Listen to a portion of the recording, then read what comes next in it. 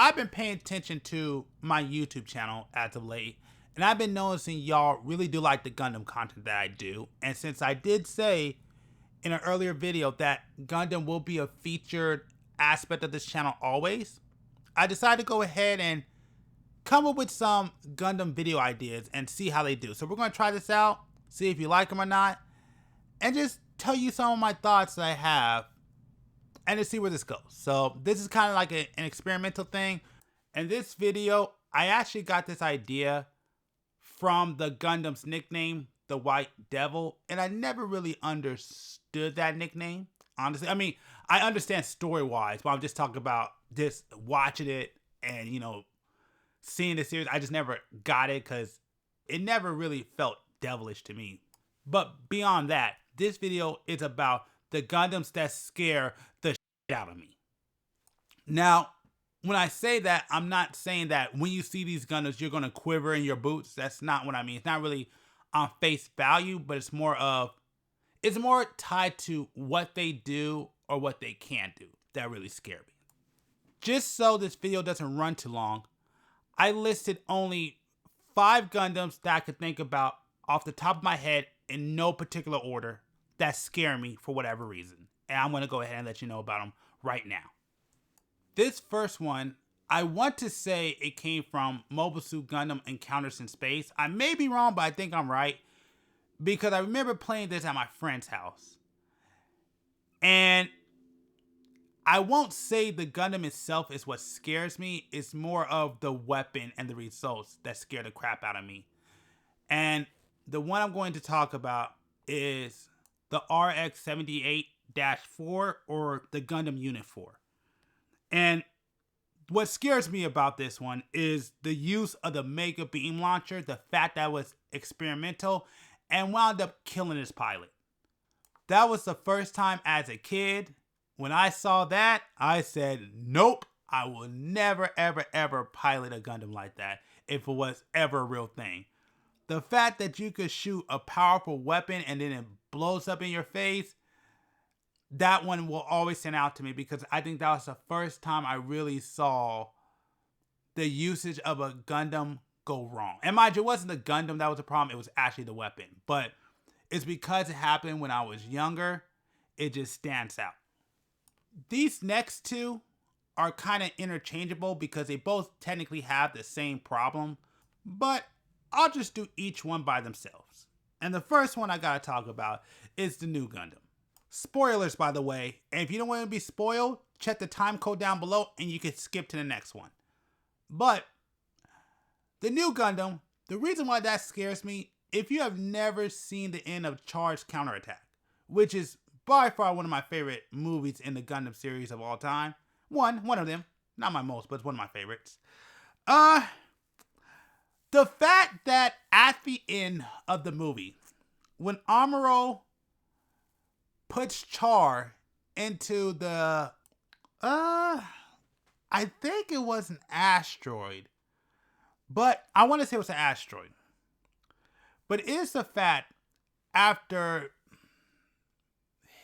Amuro and a bunch of the mobile suits all came together and tried to stop this meteor from crashing into the Earth. And they succeeded, and then they just disappeared. They just fade away.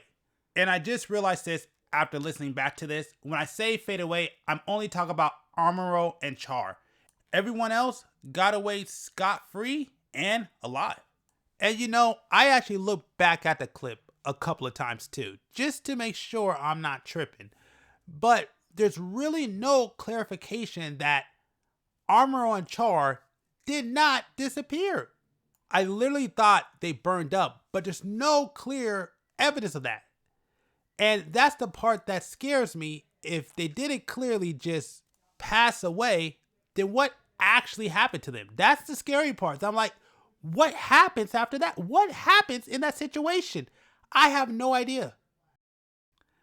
And when I say the next one I'm talking about is similar, well, let's go into that one. The next one on my list has to be the Unicorn Phoenix. Why? For this line, and this simple line right here that just bothers me to no ends. Okay, I had to pull this up real quick because I want to read my favorite line description about what happened to the pilot. And it's a great description. She served as the pilot of the RX-0 Unicorn Gundam 03 Phoenix and went missing after the Phoenix ran wild during an activation test. Her soul later merged with the Phoenix Psycho Frame. Let me say that last part again. Her soul merged with the Phoenix Psycho Frame. It merged. Could you imagine? I mean, just think about if you're a pilot and they tell you, due to your tests, it seems that you qualify to pilot the Gundam type mobile suit. A Gundam type, huh? I can't wait to see which one. Well, the ones that we still have available is the new Gundam and the Gundam Unicorn Phoenix, and you'll be one of the few people to pilot these. Okay. Just a question. A small question. What happened to the pilots before me? Well, what I have pulled up is the new Gundam was piloted by Amuro Ray. I think you kind of pronounced that name wrong, but I did hear about the guy. Didn't that dude wind up dying in a war or something?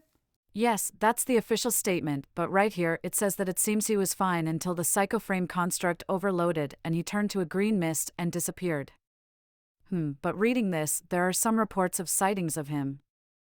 Okay, that green mist thing is kind of weird, but sounds like he's fine if people have been able to see him. More like he appears like some kind of spirit or ghost, but this may be due to stress on the mind. Okay. Is that Psycho whatever thing still installed on that one? Fully repurposed with all the original parts installed. Well, that's all I need to know. It looks like we're going to go ahead and try out that Phoenix. But is there any safety issues I got to worry about with that one? Just wondering. It's perfectly safe. Okay, then we're good. I know which one I'm going to use. But just to be safe, what happened to the last pilot? She seems to be absorbed by the Gundam, and I guess it's flying around somewhere, but you should be perfectly fine.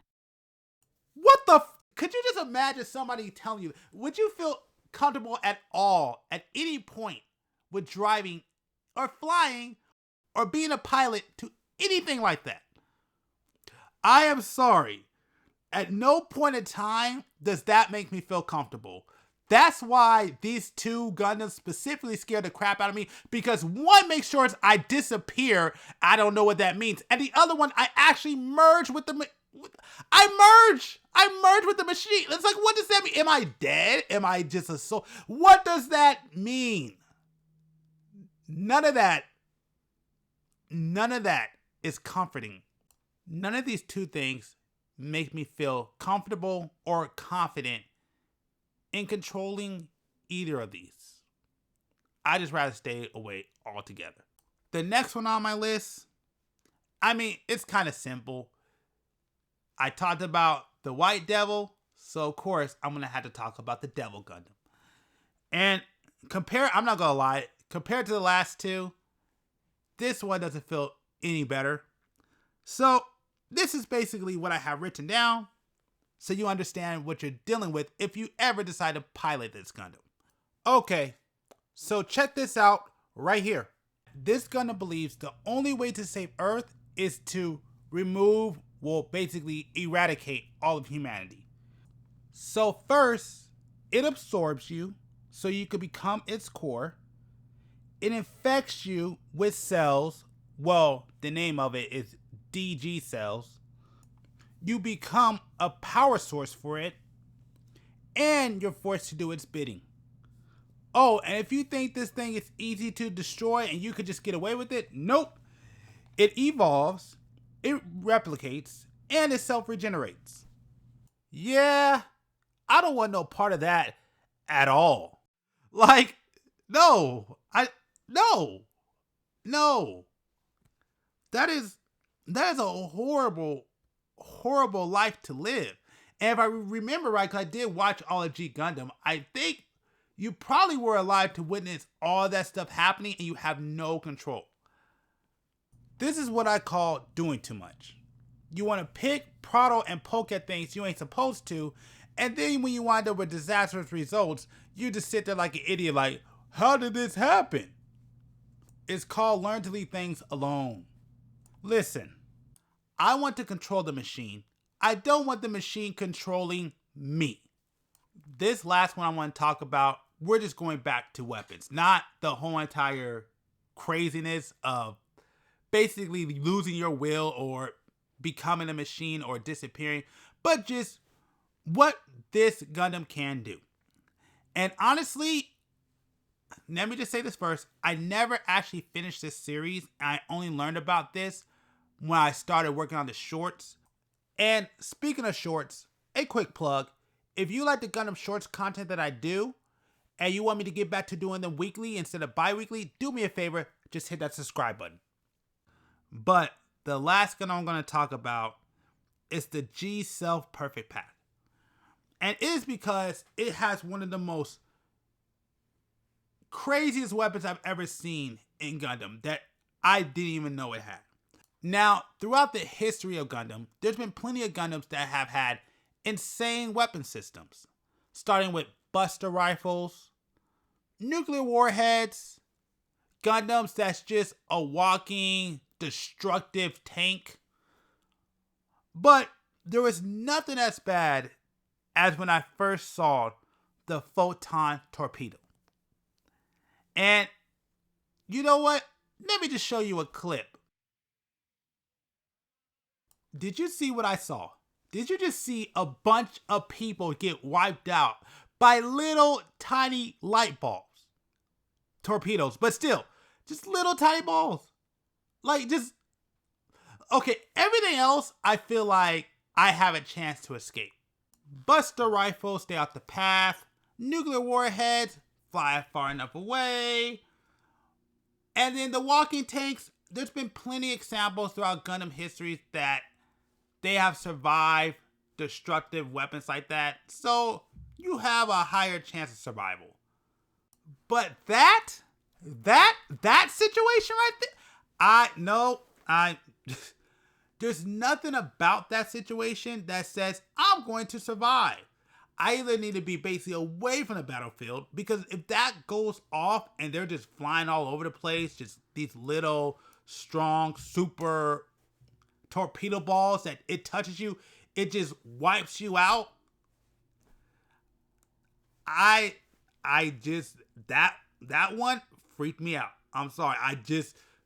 If I was there and I was like on a ship and I saw that take place, yeah, I'm not getting off that shit. We're going to have to fight. I'm not leaving. I'm good. It's not worth it. That right there is not something, and don't get me wrong, there's plenty of mobile suits that survive, but again, they were away. But being in that path, and my question is, do those things fade away, or are they always there? You're basically walking into a minefield of mines that just float everywhere, that just go all over the place, that are really, really small. You're going to run into them easily. I just don't see that situation working out. That weapon freaks me out. I absolutely love the G-Self Perfect Pack. Not gonna lie. But to be on the other side of that, no, not interested. And the worst part, spoilers, mind you, I did not watch this series, but I did watch that clip. And I think from what I saw, it looked like the enemy forces wound up stealing that. They wound up stealing that pack. So that's even worse. How irresponsible do you have to be to allow something that destructive into your enemy's hands? That is insane. So, those are 5 Gundams that scare the crap out of me. I hope you enjoyed this video. And if you think I'm wrong, leave it in the comments down below and let me know why. Let me know. Or if you have your own list of Gundams that scare you for whatever reason, leave that in the comments down below and let me know why. So again, this is my list. You don't have to agree, but this is just how I feel about it. I do want to let you know, I'm going to try to get out one more But this may be the last video I do like this until the middle of March because I'm actually going to be out of town. But I got a few more ideas coming, but I just wanted to start off with this one because I felt like it was going to be a short and easier video. And before I head out, I want to take some time to address some of these comments. So let's go ahead and start with this first one. 9 times out of 10 anything from a manga that is considered for a kit will be P Bandai, or not regular retail like a Bandai store exclusive or expo. Mostly from licensing from the publishing company of the manga/book. This is a great comment.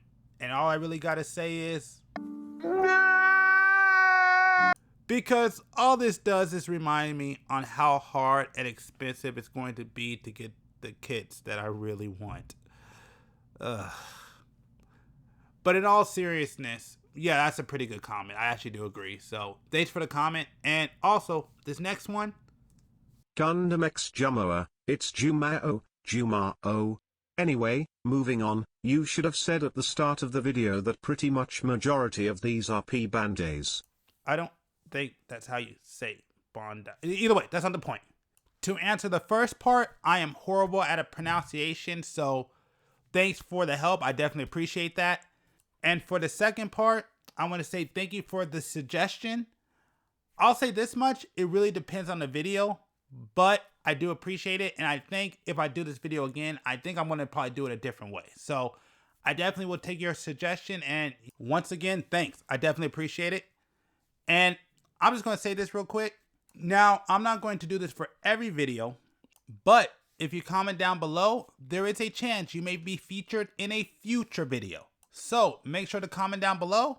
And once again, make sure to hit that subscribe button so we could go ahead and grow this brand and community. And also I could bring back weekly Gundam shorts. Oh, I almost forgot one more thing. If you're looking on the screen right now, every month, once a month, I do a live Gundam build. And you're able to vote for what you would like me to build that month. Now, February and March is going to be a little bit different because I may not be here in February. So right now we have a 3-way tie. If that tie holds, I'm going to actually choose 2 of those kits. And I'm going to do one for February and one in March. And I'm going to choose which 2 I do. But that's only if the 3-way tie still stands. And if I got time in February. Or if it becomes a 2-way, then I'll do one this month and I'll do one next month. Now, if I can't find time to do it for this month in February, then if there's still a tie, then I will choose what to build. So make sure you go to the community tab so you can vote for what you would like to see me build.